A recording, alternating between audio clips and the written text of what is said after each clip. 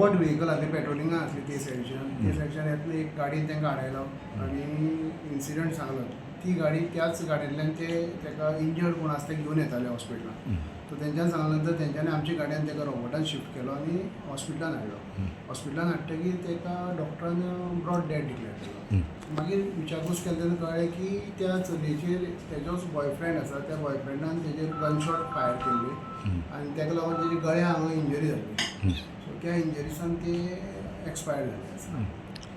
वो खंय जालो इन्सिडंट? हो काजूर जालो इन्सिडंट. ही एक 4-5 जाण फ्रेंड्स सगळे मेळून तेजी एकट्याची भयणी घर आसा थंय त्या भयणी घरा कडेन कितें तरी काम आसा म्हणून ती काम करपा लागून गेल्ली.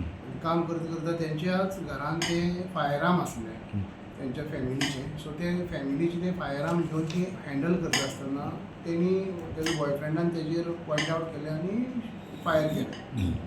मग ते सद्या डेड जालो. हय डेड जावन तेजी आतां बॉडी प्रिजर्वेशनान हाडली आसा आनी बाकीच्यो आमचो रजिस्ट्रेशन प्रोसेस आसा तो चालू आसा.